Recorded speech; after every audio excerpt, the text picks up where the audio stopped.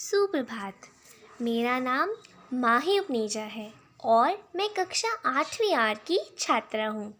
आज मैं आप सबको निबंध लेखन के बारे में जानकारी दूंगी तथा हम एक निबंध का अभ्यास भी करेंगे। वह है मेरे सपनों का भारत। सुनने में ही कितना अच्छा लगता है ना। तो चलिए अब निबंध लेखन की बारे में जानते हैं कि निबंध लेखन कहते किसे हैं। किसी विषय पर विचार प्रकट करना निबंध लेखन कहलाता है। निबंध के कुछ निम्नलिखित गुण हैं, जैसे हर बात को हमें बड़ी स्पष्टता, सरलता और प्रभावशाली रूप से प्रकट करना चाहिए। दूसरा, बात अपने शब्दों में कही गई हो तो और भी अच्छी लगती है। हर बात के पक्ष में कोई उदाहरण, सूक्ति या उक्ति देनी चाहिए। हर अलग बात नए अनुच्छेद में लिखनी चाहिए। पूरा निबंध एक कड़ी के समान आपस में जुड़ा होना चाहिए। बात में से बात निकलती चली जानी चाहिए। प्राय 200 शब्दों में हमें अपना निबंध पूरा करना होता है। इस बात का भी हमें खास तौर पर ध्यान रखना चाहिए। चलिए अब निबंध की ओर आगे बढ़ते हैं। मेरे सपनों का भारत। मैं भारतीय हूँ। मुझे अपने देश पर गर्व है। मेरी इच्छा है कि मेरा देश आज जहाँ है वहाँ से आगे ही आगे प्रगति करे। मैं चाहती हूँ कि भारत विश्व गुरु बने। इन पंक्तियों का अर्थ है कि मुझे मेरे भारतीय होने पर बहुत गर्व है। मेरी इच्छा है कि मेरा देश बहुत प्रगति करे, वह विश्व गुरु बने। जिस प्रकार प्राचीन काल में पूरे विश्व के विद्यार्थी यहाँ शिक्षा ग्रहण करने आया करते थे, उसी तरह फिर से ज्ञान विज्ञान का केंद्र बने भारत। इन पंक्तियों का अर्थ है कि जिस प्रकार पहले पूरे विश्व के विद्यार्थी भारत में शिक्षा ग्रहण करने आते थे, मैं चाहती हूँ कि फिर से वह सब भारत में ज्ञान प्राप्ति करने आए। भारत फिर से ज्ञान विज्ञान का केंद्र बने। यहाँ की संस्कृति, संगीत और अध्यात्म फिर से संसार भर में फले फूले। अर्थात यहाँ की संस्कृति जो भी हम रीति रिवाज अपनाते हैं, संगीत जो कि बहुत लुभावने होते हैं, अध्यात्म अर्थात धर्म से संबंधित, जैसा कि हम सब जानते हैं कि भारत सर्वधर्म संगम का उदाहरण है। यह उसकी सारी गुणता फिर से पूरे संसार में जानी जाए, वह हर क्षेत्र में खूब प्रगति करे।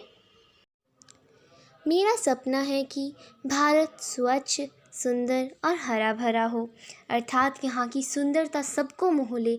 ऐसी स्वच्छता, सुंदरता जिसे किसी ने पहले कभी ना देखा हो। यहाँ प्रदूषण मुक्त वातावरण हो ताकि कोई बीमार ना पड़े।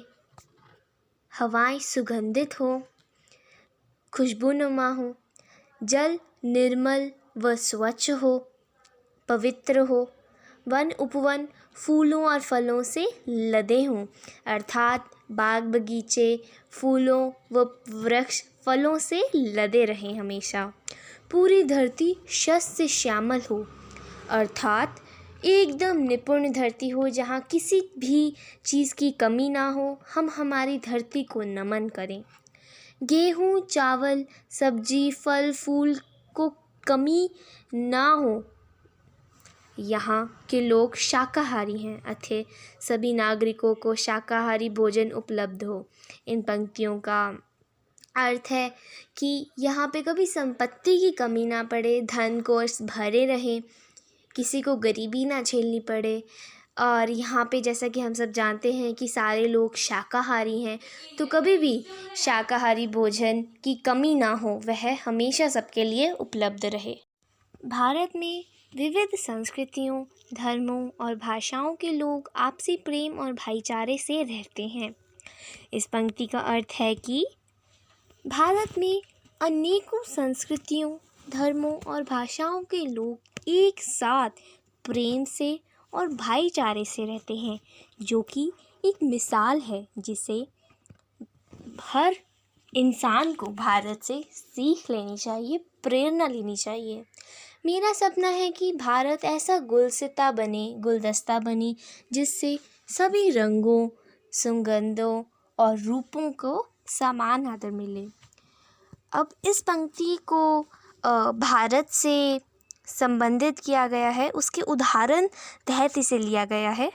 जैसे कि गुलदस्ता बने, ऐसा अच्छा देश बने जहाँ पे हर तरह के संस्कृति, धर्म और भाषाओं के अंदर किसी भी प्रकार का भेद ना किया जाए, सबको एक समान रूप से देखा जाए।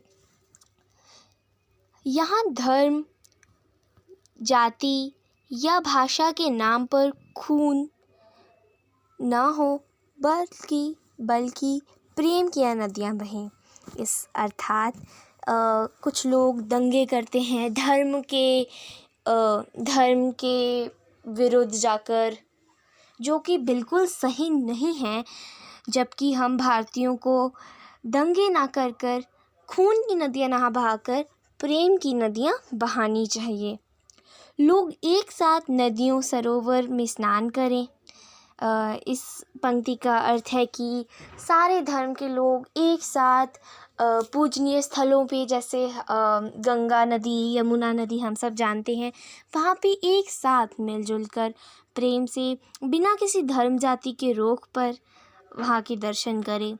यहाँ मंदिरों, गुरुद्वारों, गिरजाघरों और मस्जिदों का सम्मान हो, अर्थात किसी भी धर्म के प्रति किसी भी प्रकार का रोक ना हो, सबको समान रूप से देखा जाए, सबके पास समान अधिकार हो।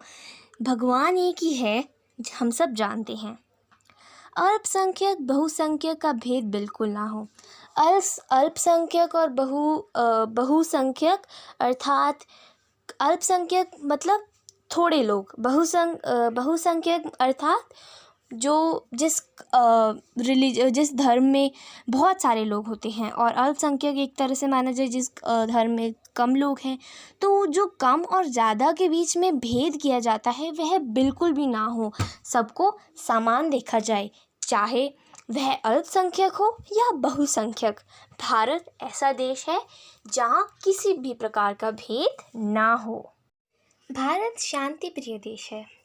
जैसा कि हम सब जानते ही हैं कि भारत में अशांति किसी को नहीं पसंद। सब चाहते हैं कि भारत में शांति बनी रहे, इसलिए वह शांति प्रिय देश है।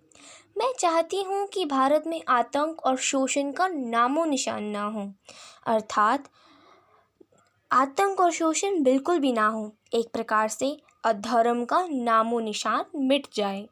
सभी जातियों के लोग मिलजुल कर आतंकवादियों का विरोध करें। हम सब जानते हैं कि आतंकवादियों के लिए किसी की जान परवाह नहीं करती, वह बहुत ही क्रूर होते हैं, इसलिए हमें उनका भारत से सफाया कर देना चाहिए। हम सबको मिलकर आतंकवादियों का विरोध करना चाहिए।